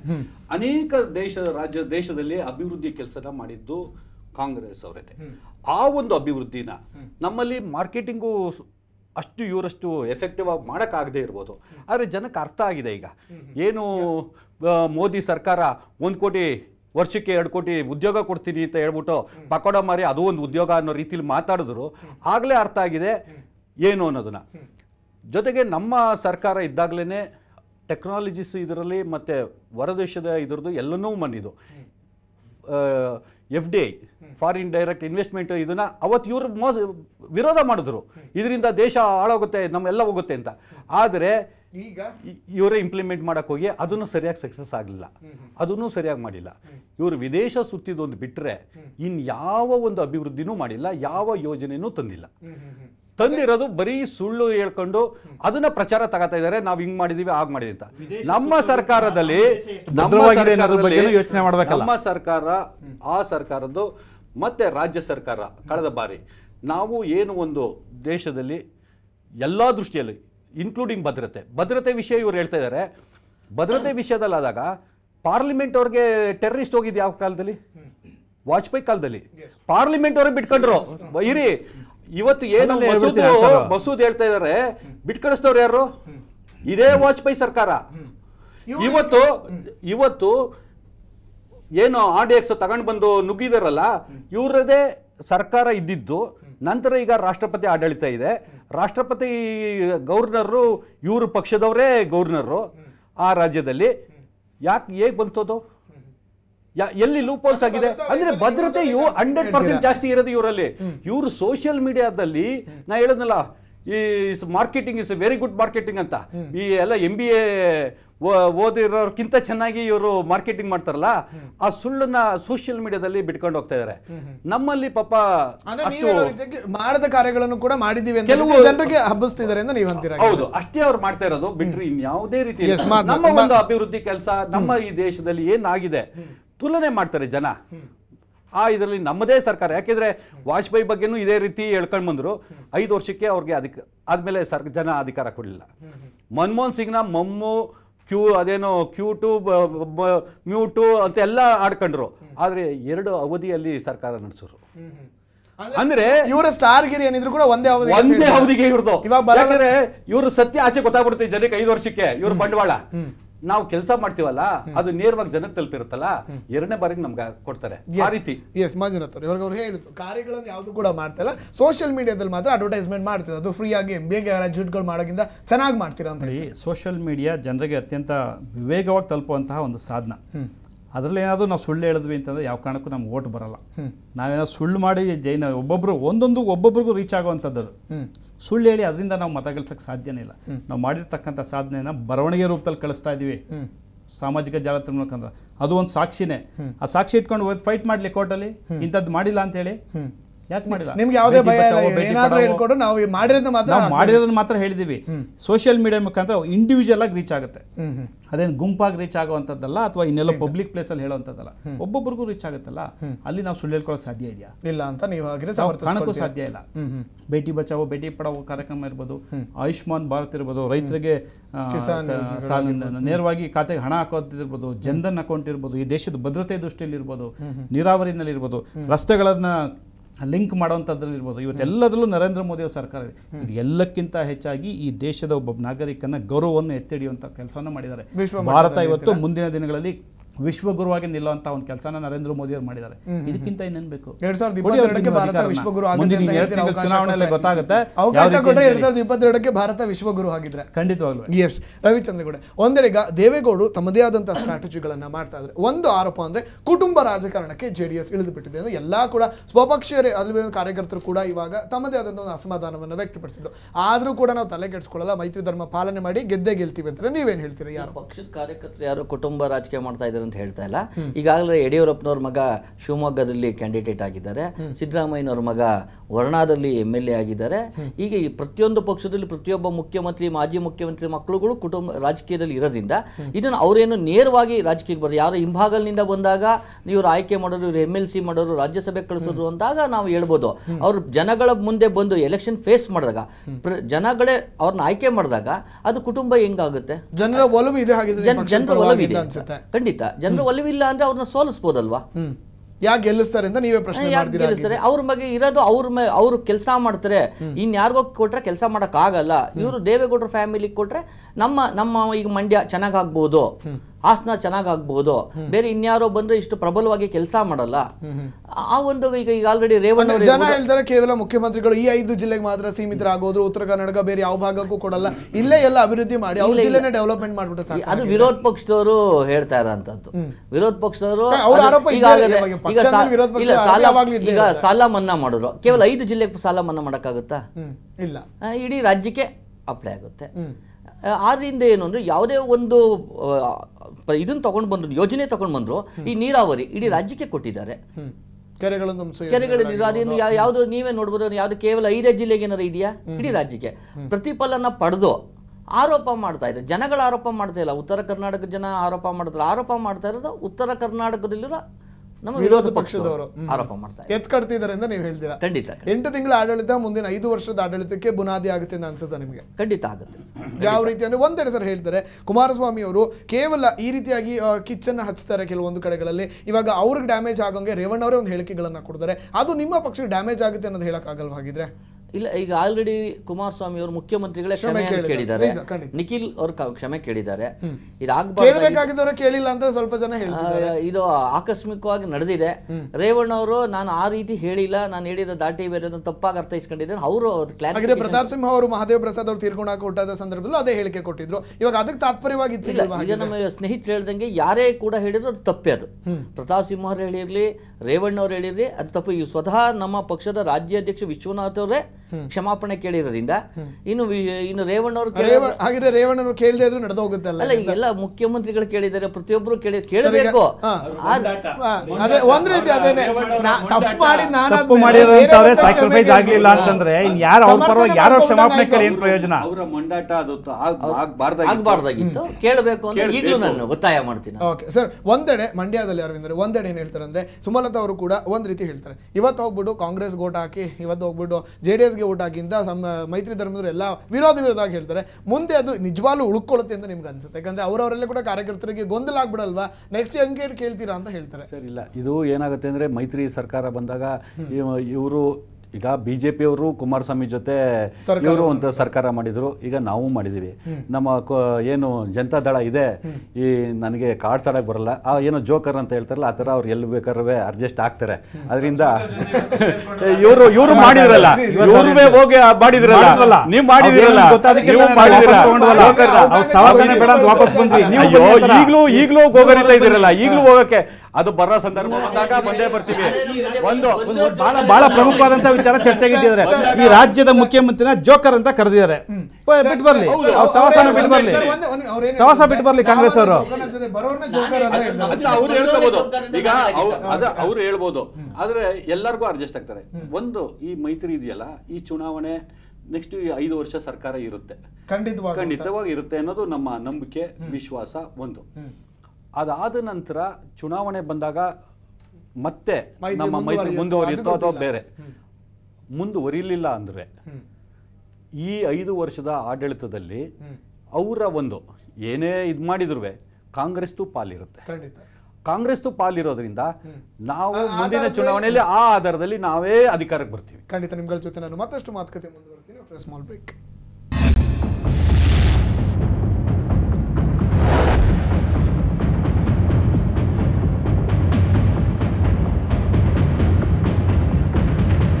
ವಿರಾಮದ ನಂತರ ಮತ್ತೆ ಸ್ವಾಗತ. ಮಾತುಕತೆಯನ್ನು ಮುಂದುವರಿಸೋಣ. ಎಸ್ ರವಿಚಂದ್ರೇಗೌಡ, ನಿಮ್ಮ ಕಡೆಯಿಂದ ಮೈತ್ರಿ ಇದ್ರೂ ಕೂಡ ನಿಮ್ಮ ಸ್ಟಾರ್ ಪಾಯಿಂಟ್ ಅಂದರೆ ದೇವೇಗೌಡರು ಅವರ ಒಂದು ಅಭಿವೃದ್ಧಿ ಮಂತ್ರ, ಹಿಂದೆ ಪ್ರಧಾನಿಯಾಗಿದ್ದಂಥದ್ದನ್ನ ಕೆಲವೊಂದು ಅಭಿವೃದ್ಧಿಗಳನ್ನು ಇಟ್ಕೊಂಡು ನಾವೀಗ ಮೈತ್ರಿ ಧರ್ಮ ಪಾಲನೆಯಲ್ಲಿದ್ದರೂ ಕೂಡ ನಮ್ಮ ಅಭ್ಯರ್ಥಿಗಳಿಗೆ ಎಷ್ಟು ಸೀಟನ್ನು ಕೊಡ್ತಾರೆ ಅಷ್ಟು ನಾವು ಗೆಲ್ಸ್ಕೊಂಡು ಬರ್ತೀವಿ ಅನ್ನೋ ರೀತಿಯಲ್ಲಿ ಕೂಡ ಕಾನ್ಫಿಡೆಂಟ್ ಆಗಿದೆ. ಅದು ನಿಜವಾಗ್ಲೂ ಕೂಡ ಆಗುತ್ತೆ ಅಂತ ಅನ್ಸುತ್ತಾ ನಿಮಗೆ ಸರ್? ಅಲ್ಲ, ಖಂಡಿತ ಒಂದು 7-8 ಕ್ಷೇತ್ರ ಒಂದು ಗೆಲ್ತೀವಿ ಅನ್ನೋ ಅಷ್ಟು ಕಾನ್ಫಿಡೆನ್ಸ್ ಇದೆ. ಅವರು ಮೈತ್ರಿದ ಪಾಲನೆ ಎಷ್ಟಾದ್ರೂ ಆಗಲಿ 7-8 ಮಿನಿಮಮ್ ಗೆಲ್ತೀವಿ. ಕಾಂಗ್ರೆಸ್ ಸಪೋರ್ಟ್ ಇರೋದ್ರಿಂದ ನಮಗೆ ನಾವು ಗೆಲ್ತೀವಿ ಅನ್ನೋ ಕಾನ್ಫಿಡೆನ್ಸ್. ಮಿಕ್ಕಿದ್ದನ್ನೆಲ್ಲ ಆಗರೆ ಕಾಂಗ್ರೆಸ್ ಬಿಟ್ಕೊಡೋದು ಡಿಸೈಡ್ ಆಗೋಗಿದೆ ಆಲ್ಮೋಸ್ಟ್. ಅವರು ಕೂಡ ನಮ್ಮ ಸಪೋರ್ಟ್ ಇಂದ ಅವರು ಕೂಡ ಗೆಲ್ತಾರೆ. ಈ ಒಟ್ಟಾರೆಗೆ ನಾವು ಇಬ್ಬರು ಸರಿ 25 ಕ್ಷೇತ್ರ ಗೆಲ್ತೀವಿ ಅನ್ನೋಷ್ಟು ಕಾನ್ಫಿಡೆನ್ಸ್. ಇನ್ನು 3 ಯಾಕೆ ಬಿಟ್ಕೊಡ್ತೀರಿ? 3 ಬಿಜೆಪಿ ತಗೊಳ್ಳಿ ಅಂತ ಬಿಟ್ಕೊಡ್ತಾ ಇದ್ದೀವಿ. 3 ಕಾನ್ಫಿಡೆಂಟ್ ಇದೆ ಬಿಜೆಪಿ ಹೊಡಿತಾರೆ. 3 ಕಾನ್ಫಿಡೆಂಟ್ ಇದೆ. ಮಂಜುನಾಥ್ ಸರ್, ಒಂದು ಹೇಳಬೇಕು ಅಂತ ಹೇಳಿದ್ರೆ ಎಲ್ಲವೂ ಕೂಡ ಸ್ಟಾರ್ ಪ್ರಚಾರಕರು ಅಂದ್ರೆ ಮೋದಿ, ಅಭಿವೃದ್ಧಿ ಕಾರ್ಯ ಆಗಿರ್ಬೋದು, ಸ್ಥಳೀಯ ನಾಯಕರು ಎಲ್ಲರನ್ನೂ ಕೂಡ ಬಳಸ್ಕೊಂಡು ಕೂಡ ಸ್ಟಾರ್ ಪಾಯಿಂಟ್ ಪ್ಲಸ್ ಪಾಯಿಂಟ್ ಅಂದ್ರೆ ಮೋದಿ ಅನ್ನೋದನ್ನ ಹೇಳ್ತಾರೆ. ಅವರ ಜನಪ್ರಿಯತೆ ಆಗಿರ್ಬೋದು, ಅವರ ಜನಪರ ಯೋಜನೆಗಳು, ಒಂದಷ್ಟು ಕಾರ್ಯಗಳನ್ನು ಇಟ್ಕೊಂಡು ಅವ್ರು ಹೇಳಿದ್ರೆ 3 ಅಂತೂ ಬಿಟ್ಕೊಟ್ಟು ಬಿಡ್ತೀವಿ ಅಂತ ಹೇಳಿದ್ದಾರೆ. ಸೊ ನೀವು ಎಷ್ಟು ಹೊಡಿಬೇಕು ಅನ್ನೋದು ಇಟ್ಕೊಂಡು ಭ್ರಮೆ ಸರ್, ನಿಜವಾಗ್ಲೂ ಆ ರೀತಿ ಹೇಳ್ತಾರೆ ಅಂದ್ರೆ ಅವ್ರ ಭ್ರಮೆ ಅಷ್ಟೇನೆ. ಇನ್ನು 2 ತಿಂಗಳಲ್ಲಿ ಫಲಿತಾಂಶ ಏನು ಅಂತ ಗೊತ್ತಾಗುತ್ತೆ. ಯಾವುದೇ ಕಾರಣಕ್ಕೂ 22 ಸ್ಥಾನಕ್ಕಿಂತ ಕಡಿಮೆ ಭಾರತೀಯ ಜನತಾ ಪಾರ್ಟಿ ಇಳಿಯೋದಿಲ್ಲ. 22 ಸ್ಥಾನಕ್ಕೆ ಗೆದ್ದೇ ಗೆಲ್ತೀವಿ ಸರ್. 22 ನಿಮ್ದೇ 22 ಸ್ಥಾನ ಭಾರತೀಯ ಜನತಾ ಪಾರ್ಟಿ ಗೆದ್ದೇ ಗೆಲ್ತೀವಿ ಇವತ್ತಿನ ಪರಿಸ್ಥಿತಿಗೆ. ಯಾವ ರೀತಿ ಈಗ ಸರ್ ಕೊನೆಯ ಹಂತದಲ್ಲೇ ಒಂದೇ ಇವಾಗ 1 ತಿಂಗಳ ಅಂತರ ಕರೆಕ್ಟ್ ಆಗಿರುವಂಥದ್ದು, ಯಾವ ರೀತಿ ಪ್ರಚಾರ ಮಾಡ್ಬೇಕು ಅನ್ಕೊಂಡಿದ್ರ, ಯಾವ ರೀತಿ ಒಂದೆಡೆ ನಾವು ಪ್ರಚಾರದಲ್ಲೇ ಎಲ್ಲ ಅಡಗಿರುತ್ತೆ ಅನ್ನೋ ಕೂಡ ಹೇಳ್ತಾರೆ. ಕೊನೆಯ ಹಂತದವರೆಗೂ ಕೂಡ ಚುನಾವಣೆಯಲ್ಲಿ ಏನಾಗುತ್ತೆ ಅನ್ನೋದು ಹೇಳೋಕ್ಕಾಗಲ್ಲ. ಇಟ್ಸ್ ಗೇಮ್ ಚೇಂಜರ್ ಅಂತ ಹೇಳ್ತೀವಿ ಚುನಾವಣೆ. ನಿಮ್ಮ ಸ್ಟ್ರಾಟಜಿಗಳು ಏನು? ಯಾವ ಗೇಮ್ ಚೇಂಜರು ಇಲ್ಲ ಸರ್. ಒಂದು ಕಡೆ ನರೇಂದ್ರ ಮೋದಿ ಅವರು ದಿನಕ್ಕೆ 18 ಗಂಟೆಗಳ ಕಾಲ ಸತತವಾಗಿ ದುಡ್ಕೊಂಡ್ಬಂದಂಥವ್ರು. ಅವರೆಲ್ಲರೂ ರೆಸ್ಟ್ ತೊಗೋಬೇಕು ಅಂತಂದರೆ ಟ್ರಾವೆಲ್ ಮಾಡುವಂಥ ಸಂದರ್ಭದಲ್ಲಿ ಮಾತ್ರ ರೆಸ್ಟ್ ತೊಗೊಳ್ಳೋಂತಹ ವ್ಯಕ್ತಿ. ಅಂತಹ ವ್ಯಕ್ತಿ ಹಾರ್ಡ್ ವರ್ಕರ್ ಕೆಲಸ ಮಾಡ್ತಿರ್ಬೇಕಾದ್ರೆ, ಭಾರತ ದೇಶಕ್ಕೋಸ್ಕರ ದುಡಿತಾ ಇರಬೇಕಾದ್ರೆ ನಾವು ತಳಮಟ್ಟದ ಕಾರ್ಯಕರ್ತೈತಿ, ನಾವು ಸುಮ್ಮನೆ ಕೂರೋರಲ್ಲ. ದೇಶಕ್ಕಾಗಿ ಮೋದಿಗಾಗಿ ನಾವು ಅಂದ್ಕೊಂಡು ನಾವು ನಮ್ಮ ಕೆಲಸವನ್ನು ಸತತವಾಗಿ ಮಾಡ್ಕೊಂಡ್ಬಂದಿದ್ದೀವಿ ಬೂತ್ ಮಟ್ಟದಲ್ಲಿ. ಇವತ್ತು ಕೋಟ್ಯಾಂತರ ಜನ ಕಾರ್ಯಕರ್ತರು ಇವತ್ತು ಫೀಲ್ಡ್ಗಿಳಿದಿದ್ದಾರೆ. ಯಾವತ್ತು ಈ ಚುನಾವಣೆ ಅಂತ ಹೇಳಿ ಇಳಿದಿಲ್ಲ, ಚುನಾವಣೆ ಅಂತ ಸ್ವಯಂ ಪ್ರೇರಿತವಾಗಿ ಇಳಿದಿದ್ದಾರೆ. ಯಾವುದೋ ಊರಿಂದ ಎಲ್ಲಿಗೋ ಪಾದಯಾತ್ರೆ ಮಾಡ್ಕೊಂಬರೋದ್ರ ಮುಖಾಂತರ, ಸೈಕಲ್ ಯಾತ್ರೆ ಮಾಡ್ಕೊಂಬರೋದ್ರ ಮುಖಾಂತರ, ಇನ್ಯಾವುದೋ ಮುಖಾಂತರ ನರೇಂದ್ರ ಮೋದಿ ಅವರ ಪರವಾಗಿ ಮತಯಾಚನೆ ಮಾಡ್ಕೊಂಡ್ರೆ ಸಾಮಾಜಿಕ ಜಾಲದಲ್ಲಿ ಒಬ್ಬೊಬ್ಬರು ಕೊಡ್ತಿರ್ತಕ್ಕಂಥ ಸ್ಟೇಟ್ಮೆಂಟ್ಗಳು ನೋಡಿದ್ರೆ ಇವತ್ತು ನಿಜವಾಗ್ಲೂ ಖುಷಿ ಆಗುತ್ತೆ. ನರೇಂದ್ರ ಮೋದಿ ಅವರ ಸಾಧನೆ ಏನು ಅನ್ನೋದು ಅಲ್ಲೇ ಗೊತ್ತಾಗುತ್ತೆ. ಹಾಗಾಗಿ ನಮ್ಮ ತಳಮಟ್ಟದ ಕಾರ್ಯಕರ್ತರು ಏನಿದೆ ಅವರು ಪ್ರತಿಯೊಂದು ಬೂತ್ನಲ್ಲೂ ಕೂಡ ಒಂದೊಂದು ಬೂತ್ನಲ್ಲಿ ಒಂದೊಂದು ಆ ಮತಗಟ್ಟೆ ಪೇಜ್ ಪ್ರಮುಖ ಅಂತ ಏನು ಮಾಡ್ಕೊಂಡಿದ್ವೋ ಆ ಒಂದೊಂದು ಪೇಜನ್ನು ಒಬ್ಬೊಬ್ಬರು ಗಮನಿಸೋದ್ರ ಮುಖಾಂತರ ತಳಮಟ್ಟದಲ್ಲಿ ಅತ್ಯಂತ ಗಟ್ಟಿಯಾಗಿ ಭಾರತೀಯ ಜನತಾ ಪಾರ್ಟಿಯನ್ನು ಕಟ್ಟುವಂಥ ಕೆಲಸನ ಅಭಿವೃದ್ಧಿ ಮಂತ್ರಿ ಎಲ್ಲ ಮನೆಗೂ ತಲುಪಿಸಬೇಕು ಅನ್ನೋದು ನಿಮ್ಮ ಖಂಡಿತವಲ್ಲ. ಈಗಾಗಲೇ ನಾವು ತಲುಪಿಸ್ಕೊಂಡು ಬಂದಿದ್ವಿ, ಚುನಾವಣೆಗೆ ಅಂತ ಏನು ನಾವು ಮಾಡಿಲ್ಲ, ಮೊದಲಿಂದ ಮಾಡ್ಕೊಂಡು ಬಂದಿದ್ವಿ. Okay, yes sir. ಅರವಿಂದ್ ಅವರೇ, ಒಂದೆಡೆ ಇದೀಗ ನಮ್ಮ ರಾಜ್ಯ ಮಟ್ಟದಲ್ಲಿ ನೋಡಿದ್ರೆ ಸಿದ್ದರಾಮಯ್ಯನವರ ವರ್ಚಸ್ ತುಂಬಾ ಇದೆ, ಪ್ರಭಾವಿ ನಾಯಕರು ಎಲ್ಲರದ್ದು ಇದೆ. ಆದರೆ ಸದ್ಯಕ್ಕೆ ಲೀಡ್ ಮಾಡ್ತಾ ಇರೋರು ಸಿದ್ದರಾಮಯ್ಯನವರು, ಇವಾಗ ಮಾಜಿ ಆದರೂ ಕೂಡ ಅಂತ ಹೇಳ್ತಾರೆ. ಅವರು ಅಂಡರಲ್ಲಿ ಇದೀಗ ಒಂದೆಡೆ ಅವ್ರ ಪಡೆಗಳಾಗಿರ್ಬೋದು ಒಂದಿಷ್ಟು ಟ್ರೂಪ್ಸ್ ಅಂತ ಮಾಡ್ಕೊಬಿಟ್ಟಿದ್ದಾರೆ. ಸೊ ಅವರನ್ನೆಲ್ಲರನ್ನೂ ಕೂಡ ಬಿಟ್ಟಿದ್ದಾರೆ. ಹೌದು, ನಾವು ಸ್ಟಾರ್ ಪ್ರಚಾರಕರಾಗ್ತೀವಿ ಮಾಡಿಂದ. ಸೊ ಅದೆಷ್ಟು ವರ್ಕೌಟ್ ಆಗುತ್ತೆ? ಹಾಗಿದೆ ಪ್ರಭಾವ ನಿಜವಾಗ್ಲೂ ಹೇಳ್ಬೇಕಂದ್ರೆ ರಾಹುಲ್ ಗಾಂಧಿ ಅವ್ರಿಗಿಂತ ಸಿದ್ದರಾಮಯ್ಯನವ್ರಿಗೆ ವರ್ಚಸ್ ಹೆಚ್ಚು ಅಂತ ಹೇಳ್ತಾರೆ. ಸರ್ ಇಲ್ಲ ಆ ಥರ ಹೇಳೋಕ್ಕಾಗಲ್ಲ. ಕೆಲವು ಕ್ಷೇತ್ರಗಳಿಗೆ ಹೋದಾಗ ಆ ಕ್ಷೇತ್ರದಲ್ಲಿ ಆ ಒಂದು ಸಂದರ್ಭದಲ್ಲಿ ಒಂದು ಇದು ಇರುತ್ತೆ. ಎರಡನೇದಾಗಿ ಸ್ಥಳೀಯರಾದಾಗ ಎಲ್ಲೋ ಒಂದು ಕಡೆ ಆ ಅಭಿಮಾನ, ಯಾವುದೋ ಒಂದು ಅಭಿಮಾನ ಹೆಚ್ಚು ಬರುತ್ತೆ. ಆ ಅಭಿಮಾನದಲ್ಲಿ ಸಿದ್ದರಾಮಯ್ಯನವರು ಸ್ಟಾರ್, ಇದು ಇವನ್ ಈಗ ಡಿ ಕೆ ಶಿವಕುಮಾರ್ ಅವರು ಇರ್ಬೋದು, ಆ ಥರ ಅನೇಕ ಜನ ಕಾಂಗ್ರೆಸ್ಸಲ್ಲಿ ಇದ್ದಾರೆ. ಅದು ಪ್ರಚಾರದ ಇದು ನಾವು ಏನು ಕೇಂದ್ರ ಸರ್ಕಾರದ ವೈಫಲ್ಯ ಇದೆ, ಆ ವೈಫಲ್ಯವನ್ನ ಜನತೆಗೆ ನಾವು ತಲುಪಿಸೋದು, ಜೊತೆಗೆ ಅದು ಅರ್ಥ ಆಗ್ತಾ ಇದೆ ಜನಗೆ, ಈಗಾಗಲೇ ಅರ್ಥ ಆಗಿದೆ. ಆ ಹಿನ್ನೆಲೆಯಲ್ಲಿ ನಾವು ಕನಿಷ್ಠ ಏನು BJP ಈಗ ಯಡಿಯೂರಪ್ಪ ಅವ್ರು ಹೇಳಿದ್ರು ಪುಲ್ವಾ ಇದರಿಂದ ನಮಗೆ 22 ಅಂದ್ರೆ ಆ ಹೆಣದ ಜೊತೆಲೂ ರಾಜಕೀಯ ಮಾಡುವಂತಹ ಒಂದು ಕೆಟ್ಟ ರಾಜಕೀಯನ ಮಾಡಿದಂತಹ ಯಡಿಯೂರಪ್ಪ ಅವರು ದೇಶಕ್ಕೆ ಕಳಂಕದ ವ್ಯಕ್ತಿ. ಸೈನಿಕರಲ್ಲಿ ಯಾವತ್ತೂ ರಾಜಕೀಯ ಮಾಡಿಲ್ಲ. ಈ ದೇಶದ ರಕ್ಷಣೆಗೋಸ್ಕರ ಇದೇ ವಾಜಪೇಯಿ ಸರ್ಕಾರ ಇದ್ದಾಗ ಡ್ರೆಸ್ ಇದೆಯಲ್ಲ, ಡ್ರೆಸ್ ಕೊಡ್ತಾರಲ್ಲ, ಆ ಡ್ರೆಸ್ ನಲ್ಲಿ ಕೂಡ ಹಣ ಹೊಡೆದಿರ್ತಕ್ಕಂಥದ್ದು ಕಾಂಗ್ರೆಸ್ ಅವರು. ಶವಪೆಟ್ಟಿಗೆ ಏನಿದೆ, ಶವಪೆಟ್ಟಿಗೆ ವಿಚಾರದಲ್ಲೂ ಕೂಡ ಹೊಡೆದಿರ್ತಕ್ಕಂಥದ್ದು ಕಾಂಗ್ರೆಸ್. ಭೂಮಿ ಒಳಗಡೆಯಿಂದ ಆಕಾಶದವರೆಗೂ ಇವತ್ತು ದುಡ್ಡು ಹೊಡೆದಿರ್ತಕ್ಕಂಥದ್ದು ಕಾಂಗ್ರೆಸ್. ಜಾರ್ಜ್ ಫರ್ನಾಂಡಿಸ್ ಡಿಫೆನ್ಸ್ ಮಿನಿಸ್ಟರ್ ಆಗಿದ್ದಾಗ ಜಯಾ ಬಹಾದುರಿ ಅಂತ ಹೇಳಿ ಆ ಒಂದು JDU ಪಕ್ಷದವರು ಆ ಒಂದು ಅಕ್ರಮದಲ್ಲಿ ಭಾಗಿಯಾಗಿದ್ರು ಅಂತ ಹೇಳಿ ವಾಜಪೇಯಿ ಶವದ ಪೆಟ್ಟಿಗೆಲೂ ಹಣ ತಿಂದಂತ ಇದು ಅದೇ ದೊಡ್ಡ ಡ್ಯಾಮೇಜ್ ಆಗುತ್ತೆ, 100% ಡ್ಯಾಮೇಜ್ ಆಗುತ್ತೆ. ಅವರು ದೇಶದ ಭದ್ರತೆ ದೃಷ್ಟಿಯಿಂದ ನರೇಂದ್ರ ಮೋದಿ ಅವರು ಬೇಕಾಗ್ತಾರೆ, ಬೇಕಿದ್ದಾರೆ ಅಂತ ಇರ್ತಕ್ಕಂಥದ್ದು ಹೇಳಿದ್ರೆ ಹೊರತು ಪುಲ್ವಾಮಾದಲ್ಲಿ ಅಟ್ಯಾಕ್ ಆಗೋದು ಅದರಿಂದ ಬಿಜೆಪಿ ಲಾಭ ಆಗುತ್ತೆ ಅಂತ ಹೇಳಿಲ್ಲ. ದೇಶದಲ್ಲಿ ಸರ್ಜಿಕಲ್ ಸ್ಟ್ರೈಕ್ ಅನ್ನೋದು ಒಂದು ರೊಟೀನ್ ನಡೀತಾ ಇದೆ. ಇದು ಎಲ್ರಿಗೂ ಗೊತ್ತಿರೋ ಅಂಥದ್ದು, ಕಾಮನ್ ಮ್ಯಾನ್ಗೂ ಗೊತ್ತಿರಲ್ಲ. ಯಾಕೆಂದ್ರೆ ದೇಶದ ಭದ್ರತೆಯ ದೃಷ್ಟಿಯಿಂದ ಸರ್ಜಿಕಲ್ ಸ್ಟ್ರೈಕ್ ನ ಕೆಲವನ್ನ ಡಿಸ್ಕ್ಲೋಸ್ ಮಾಡ್ತಾ ಇರಲ್ಲ. ಯಾಕೆಂದ್ರೆ ದೇಶದ ಭದ್ರತೆ, ಇವರು ಬರೀ ಭದ್ರತೆ ಅಂತ ಹೇಳ್ಕೊಂಡು ಪ್ರಚಾರಕ್ಕೋಸ್ಕರ ಅದನ್ನ ತಗೊಂಡು ನಮ್ಮನ್ನ ಅಷ್ಟೇ ಹೊರತು ಆ ಇದರಲ್ಲಿ ಅವ್ರಿಗೆ ಯಾವುದೇ ರೀತಿ ಬೆನಿಫಿಟ್ ಆಗಲ್ಲ. ಆ ಒಂದು ಇದರಲ್ಲಿ ನಾವು ಕರ್ನಾಟಕದಲ್ಲಿ ನನ್ನ ದೃಷ್ಟಿಯಲ್ಲಿ 20ರಿಂದ 22 ಸ್ಥಾನ ಖಂಡಿತ ನಾವು ಗೆದ್ದೇ ಗೆಲ್ತೀವಿ. ಮೈತ್ರಿ ಇಲ್ಲೂ ಕೂಡ ಸಕ್ಸಸ್ ಆಗಿದೆ ಅಂತ ಒಬ್ರು 25 ಅಂತಾರೆ, ಒಬ್ರು 22 ಅಂತಾರೆ, ಅವರಲ್ಲೇ ಈಗ ನಮ್ಮಲ್ಲಿ ನಾವು 28 ಅಂತಾನೂ ಹೇಳೋ ಜನ ಇದೀವಿ, ನಾವು 28 ಅಂತಾನೂ ಹೇಳ್ಕೋಬಹುದು. ಭ್ರಮಾಲೋಕದಲ್ಲಿರೋ ಅವರುಗಳು ಅವರೇ 22 ಗೆಲ್ತೀವಿ ಅಂತ ಹೇಳ್ಕೋಬೇಕಾದ್ರೆ ಭ್ರಮಾಲೋಕದಲ್ಲಿರೋರೆ, ಇನ್ನು ನಾವು ಹೆಚ್ಚು ಶಕ್ತಿ ನಮ್ಗೆ 100% consolidate of the BJPs against the communal party.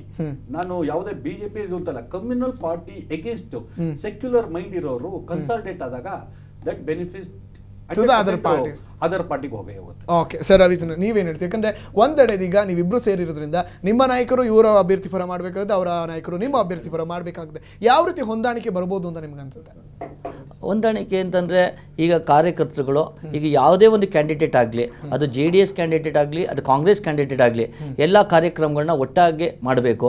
ಪ್ರತಿಯೊಬ್ಬರು ಕೂಡ ಯಾವುದೇ ಪಕ್ಷ, ಇವರು ಕಾಂಗ್ರೆಸ್ನವರು, ಇವರು JDS ಅನ್ನೋ ಭಾವನೆನ ಬಿಟ್ಟು ಪ್ರತಿಯೊಬ್ಬರು ಎಲ್ಲ ಪಕ್ಷದ 2 ಪಕ್ಷದ ಕಾರ್ಯಕರ್ತರುಗಳು ಮನೆ ಮನೆಗೆ ಹೋಗಿ ನಿಲ್ತಾರೆ ಅಂತ ಅನ್ಸುತ್ತೆ ಸರ್. ಅವರಲ್ಲೇ ಕೂಡ ಎಲ್ಲಾದ್ರೂ ಕೂಡ ಸ್ಥಳೀಯ ಮಟ್ಟದಲ್ಲಿ ಖಂಡಿತ ಅದು ನಾಮಪತ್ರ ಕ್ಯಾಂಡಿಡೇಟ್ ಆಗಿದ್ದಾರೆ, ಇವತ್ತು ಧರಣಿ ಕೂತಿದ್ದಾರೆ, ಉಪವಾಸ ಸತ್ಯಾಗ್ರಹ ಕೂತಿದ್ದಾರೆ, ನಿಮ್ಮ ಶ್ರೀರಂಗಪಟ್ಟಣದ MLA ಅವರೇ ಅವ್ರಿಗೆ ಸಪೋರ್ಟ್ ಮಾಡಿದ್ದಾರೆ. ಎಲ್ಲಿದೆ ನಿಮ್ಮ ಮೈತ್ರಿ? ನಾಮಪತ್ರ ಸಲ್ಲಿಕೆ ಆಗೋವರೆಗೂ ಈ ಗೊಂದಲ ಮುಂದುವರಿಯುತ್ತೆ. ನಾಮಪತ್ರಕ್ಕೆ ಸಲ್ಲಿಕೆ ಆದ ಮೇಲೆ ಒಟ್ಟಾರೆಯಾಗಿ ಪ್ರತಿಯೊಬ್ಬರು ಕೂಡ ಯಾವುದೇ ಪಕ್ಷದ ಅಭ್ಯರ್ಥಿ ಆಗಿರಲಿ, ಕಾಂಗ್ರೆಸ್ ಅಭ್ಯರ್ಥಿ ಆಗಿರಲಿ, ಅವರು JDS ಅಭ್ಯರ್ಥಿ ಆಗಲಿ, ನಾವು ಒಟ್ಟಾರೆಯಾಗಿ ಅವ್ರನ್ನ ಗೆಲ್ಲಿಸ್ಕೊಳ್ಳೋದ್ರಲ್ಲಿ ಸಕಲ ಪ್ರಯತ್ನ ಒಂದಾಗ್ತೀವಿ, ಗೆಲ್ತೇವೆ. ಸರ್ ನಮ್ಗೆ ಹೇಳಿದ್ನಲ್ಲ ಸರ್, ನಮ್ಮಲ್ಲಿ ಚುನಾವಣಾ ಅಭ್ಯರ್ಥಿ ಆಗೋವರೆಗೂ ಇದು ಎಲ್ಲ ಪಕ್ಷದಲ್ಲೂ ಇರುತ್ತೆ. ನಾನು ಏನು ಕಾಂಗ್ರೆಸ್ಸಲ್ಲಿ ಮಾತ್ರ ಅಥವಾ ದಳದಲ್ಲಿ ಮಾತ್ರ, BJPಲಿ ಏನಿಲ್ಲ ಭಾಳಷ್ಟು ಇದು ಅಂತಲ್ಲ, ಎಲ್ಲ ಪಕ್ಷದಲ್ಲೂ ಆಕಾಂಕ್ಷಿಗಳು ಇರೋವರೆಗೂ ಪರ ವಿರೋಧ ಸ್ಟೇಟ್ಮೆಂಟ್ಗಳು ಬರ್ತಾನೆ ಇರುತ್ತೆ. ಆ ಒಂದು ಇದರಲ್ಲಿ ಅಭ್ಯರ್ಥಿ ನಿಗದಿ ಆದಮೇಲೆ ಆ ಪಕ್ಷದವರು ಕಾರ್ಯಕರ್ತರು ಪಕ್ಷಕ್ಕೋಸ್ಕರ ಮಾಡೇ ಮಾಡ್ತಾರೆ. ಕೆಲವು ಸಂದರ್ಭದಲ್ಲಿ ಏನೀಗ ಪ್ರತಾಪ್ ಸಿಂಹ ಕೊಟ್ಟ ತಕ್ಷಣ ಎಲ್ಲರೂ ಇದು ಅಂತಾನೆ. ಈಗ ನಮ್ಮ ಹತ್ರನೂ ಅನೇಕ ಜನ BJP ಕಾರ್ಯಕರ್ತರು ಹೇಳಿದ್ರು, ಪ್ರತಾಪ್ ಸಿಂಹಂಗೆ ಕೊಟ್ರೆ ನಮ್ಗೆ ಓಡಾಡಲ್ಲ ಅನ್ನೋ ಮಾತನ್ನು ಕೆಲವು ಕಾರ್ಯಕರ್ತರು ಹೇಳೋರು. ಅದೇ ರೀತಿ ಕಾಂಗ್ರೆಸ್ ಅಲ್ಲೂ ಹೇಳ್ತಾರೆ ಕೆಲವು ಜನ, ಇಂಥವ್ರು ಕೊಟ್ಟರೆ ನಾವು ಓಡಾಡಲ್ಲ. ಅವರ ವೈಯಕ್ತಿಕ ಇದು ಅಂಥದ್ದು ಒಂದು ಹೋಗುತ್ತೆ. ಅಂಥದ್ದು ಇದ್ರು ಒಂದು ಎಲ್ಲೋ 1% ಅಥವಾ 0.12% ಜನ, ಅದು ಎಷ್ಟು ಗೌಣ, ಅದು ಯಾವುದು ಲೆಕ್ಕಕ್ಕೆ ಯಾವ ಪಕ್ಷದಲ್ಲೂ ಬರಲ್ಲ ಅಂತ ನನ್ನ ಇದು. ಪಕ್ಷದಲ್ಲಿ ಆ ಪಕ್ಷದವರು ಅವರವರು ಮುಂದಿನ ಅಧಿಕಾರ ನೀವು ಹಿಡಿತೀರ ಅನ್ನೋದು 100% ನಾವು ಹಿಡಿದೇ. ಮಂಜುನಾಥ್ ನೀವೇನ್ಕೊಂಡು? ಭಾರತೀಯ ಜನತಾ ಪಾರ್ಟಿ ನಾನು ಆಗಲೇ ಹೇಳಿದಾಗ ಅತ್ಯಂತ ಶಿಸ್ತಿನ ಪಕ್ಷ. ನಮ್ಮ ಅಭ್ಯರ್ಥಿ ಯಾರಾಗ್ತಾರೆ ಅನ್ನೋದ್ರ ಬಗ್ಗೆ ಯಾವ ಕಾರ್ಯಕರ್ತರು ತಲೆ ಕೆಡಿಸ್ಕೊಂಡಿಲ್ಲ. ಅಭ್ಯರ್ಥಿ ನಮಗೆ ನಗಣ್ಯ. ನಮ್ಮ ಮುಂದೆ ಇರ್ತಕ್ಕಂಥದ್ದು ನರೇಂದ್ರ ಮೋದಿ, ಈ ದೇಶದ ಅಭಿವೃದ್ಧಿ, ಭಾರತೀಯ ಜನತಾ ಪಾರ್ಟಿ ಕಮಲದ ಚಿಹ್ನೆ. ಕಮಲದ ಚಿಹ್ನೆಯನ್ನು ಮುಂದಿಟ್ಕೊಂಡು ಹೋಗಿ ಪಕ್ಷಕ್ಕೆ ನಾವು ಮತ ಕೇಳ್ತೀವಿ ಹೊರತು ಇನ್ಯಾವುದನ್ನು ನಾವು ವಿಚಾರಕ್ಕೆ ತಲೆ ಕೆಡಿಸ್ಕೊಂಡು. ಅಭ್ಯರ್ಥಿ ಈಗ ರಾಜ್ಯ ಸರ್ಕಾರದವ್ರು ಇದ್ದಾರೆ, ರಾಜ್ಯದವ್ರು ಇದ್ದಾರೆ, ನೋಡ್ಕೊಳ್ತಾರೆ. ಅವ್ರನ್ನ ಯಾರನ್ನ ಕೊಡ್ತಾರೆ ಅವ್ರ ಪರವಾಗಿ ನಾವು ಮತ ಕೇಳ್ತೀವಿ ಅಷ್ಟೇ. ಆದರೆ ಇವತ್ತು ಬೇಕಾಗಿರ್ತಕ್ಕಂಥ ಅಗತ್ಯಕ್ಕೆ ನಾನು ಆಗಲೇ ಹೇಳ್ದಂಗೆ ಈ ದೇಶದ ಭದ್ರತೆ ದೃಷ್ಟಿಯಿಂದ ನರೇಂದ್ರ ಮೋದಿ ಅವರು ಬೇಕು. ಈ ನಾಗರಿಕರಿಗೆ ಗೌರವ ಸಲ್ಲಬೇಕು ಅಂದ್ರೆ ನರೇಂದ್ರ ಮೋದಿ ಅವರು ಬೇಕು. ಭಾರತ ಮುಂದಿನ ದಿನಗಳಲ್ಲಿ ವಿಶ್ವಗುರು ಆಗಬೇಕು ಅಂದ್ರೆ ನರೇಂದ್ರ ಮೋದಿ ಅವರು. ವಿಜಯ್ ಶಂಕರ್ ಇವರು ಯಾರೋ ಪ್ರತಾಪ್ ಸಿಂಹ ಅವರು ಹಾಲಿ ಸಂಸದರು. ಆದ್ರೆ ಇವ್ರು ಹೇಳ್ತಿರೋದು ನೋಡಿದ್ರೆ ಯಾರೇ ಅಭ್ಯರ್ಥಿ ಆದ್ರೂ ಅಂತ. ಅಲ್ಲಿಗೆ ಪ್ರತಾಪ್ ಸಿಂಹ ಅವರು ಕಾರ್ಯ ಮಾಡಿಲ್ಲ ಅನ್ನೋದು ಬಿಜೆಪಿ ತಿಳುವಳಿಕೆ ಬಂದಿರೋದ್ರಿಂದ ಚೇಂಜ್ ಮಾಡೋದಕ್ಕೆ ಪ್ರಯತ್ನ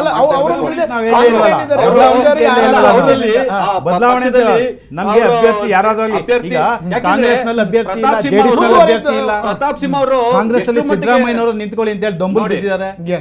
ನಮ್ಮ ಅಭ್ಯರ್ಥಿ ವಿಜಯ್ ಶಂಕರ್ನ ಕರ್ಕೊಂಡು ಅವ್ರು ಕ್ಯಾಂಡಿಡೇಟ್ ಮಾಡ್ತಿದ್ದಾರೆ. ಜೆಡಿಎಸ್ ನಲ್ಲಿ ಎಲ್ಲಿಂದಲೂ ಹಾಸನಿಂದ ಕರ್ಕೊಂಡು ದೇವೇಗೌಡ ಮಾಡ್ತಿದ್ದಾರೆ. ಅವರು ಬೇರೆ ಕ್ಯಾಂಡಿಡೇಟ್ ಆ ಪರಿಸ್ಥಿತಿ ಬಿಜೆಪಿ ಬಂದಿಲ್ಲ. ಗೋ ಬ್ಯಾಕ್ ಅಂತ ಶೋಭಕ್ಕನ ಮೇಲೆ ಎಲ್ಲಿಂದ ಬಂದಿದ್ದಾರೆ ಅಂತ ಕ್ಲಾರಿಫೈ ಮಾಡೋಕೆ ಮಂಜುನಾಥ್ ಅವರು. ಅಲ್ಲ, ಈಗ ಹಾಸನದಿಂದ ದೇವೇಗೌಡನ ಕರ್ಕೊಂಡು ಬಂದವ್ರ ಏನ್ಮೇಲೆ ಪ್ರತಾಪ್ ಸಿಂಹ ಅವರು ಎಲ್ಲಿಂದ ಬಂದಿದ್ದಾರೆ ಅನ್ನೋದನ್ನ ದಯವಿಟ್ಟು ಕ್ಲಾರಿಫೈ ಮಾಡಬೇಕು. ಆಮೇಲೆ ಒಂದು ವಿಚಾರ ತಿಳಿಸ್ತೀನಿ. ಈಗ ಮೋದಿ ಬೇಕು ರಕ್ಷಣಾ ವಿಚಾರದಲ್ಲಿರೋ ರಫೇಲ್ ಒಪ್ಪಂದ ಪತ್ರನ ಸುಪ್ರೀಂ ಕೋರ್ಟ್ಗೆ ಅವರು ಸಬ್ಮಿಟ್ ಮಾಡಕ್ ಆಗ್ಲಿಲ್ಲ, ನಾವು ಕಳೆದೋಗಿದ್ದೇವೆ. ಇಂತ ಒಂದು ದೊಡ್ಡ ಒಪ್ಪಂದ ಪತ್ರವನ್ನ ಕಳೆದೋಗಿದೆ ಅಂತ ಹೇಳ್ತಾರೆ ಅಂದ್ರೆ ಇವರು ಯಾವ ರೀತಿ ನಮ್ಮ ದೇಶಕ್ಕೆ ಬಂದಿದೆ ಒಂದು ಡಾಕ್ಯುಮೆಂಟ್ ನ ಭದ್ರ ಮಾಡಕ್ ಬರ್ದಿದೆ ಪ್ರಧಾನಮಂತ್ರಿಗಳು.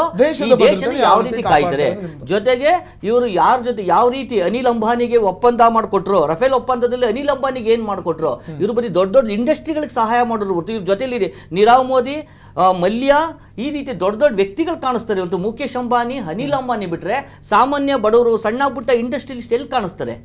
ಇವರು ಮೊನ್ನೆ ಏನ್ ನಡೆದ ಪುಲ್ವಾಮಾದಲ್ಲಿ ನಡೆದ ಒಂದು ಯುದ್ಧನೇ ಭೀಕರವಾಗಿ ತೋರಿಸ್ಕೊಂಡು ಅದರ ಪ್ರಚಾರದಿಂದ ಗೆಲ್ಲಬೇಕು ಅಂತಿದೆ. ಮಿಕ್ಕಿದ ವಿಚಾರ ಎಲ್ಲ ವೈಫಲ್ಯಗಳನ್ನು ಕಂಡಿದ್ದಾರೆ. Okay, very nice. ನೋಡೋಣ, ಕಾದ್ ನೋಡಿದೆ ಒಂದೇ ತಿಂಗಳಿರೋದ್ರಿಂದ. ಥ್ಯಾಂಕ್ ಯು ಸೋ ಮಚ್ ಬಂದಿದ್ದಕ್ಕಾಗಿ ಸರ್, ಮೂರು ಅತಿಥಿಗಳು. ಒಟ್ಟಾರೆಯಾಗಿ ಹೇಳಬೇಕಂದ್ರೆ ನಿಜವಾಗ್ಲೂ ಕೂಡ ಇಡೀ ದೇಶವೇ ಇದೀಗ ಒಂದು ರೀತಿ ಅಲರ್ಟ್ ಆಗಿರುವಂಥದ್ದು. ಯಾರಾಗಬೇಕು ನಮ್ಮ ಮುಂದಿನ ನಾಯಕರು, ನಾವು ಅಭಿವೃದ್ಧಿಯಲ್ಲಿರಬೇಕು, ನಾವು ಸೇಫ್ ಆಗಿರಬೇಕು ಅಂದರೆ ಯಾರ ಕೈ ಹಿಡಿಯಬೇಕು ಅನ್ನೋದಕ್ಕೆ ಖಂಡಿತ ಈಗಾಗಲೇ ಜನತೆಗಳು ಕೂಡ ಯಾವ ರೀತಿಯಾದಂಥ ಚಿಂತನೆಯಲ್ಲಿ ಇದ್ದಾರೆ ಅನ್ನೋದು ನಮಗೆಲ್ಲ ತಿಳಿದಿರುವಂಥದ್ದು.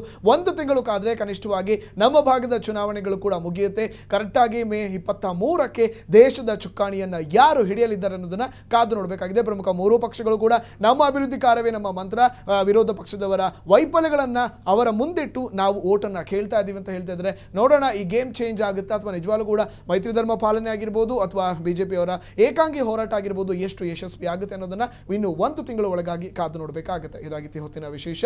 ನೋಡ್ತಾರೆ ಎಸ್ಟೆಲ್ ಟಿವಿ, ಸದಾ ನಿಮ್ಮೊಂದಿಗೆ.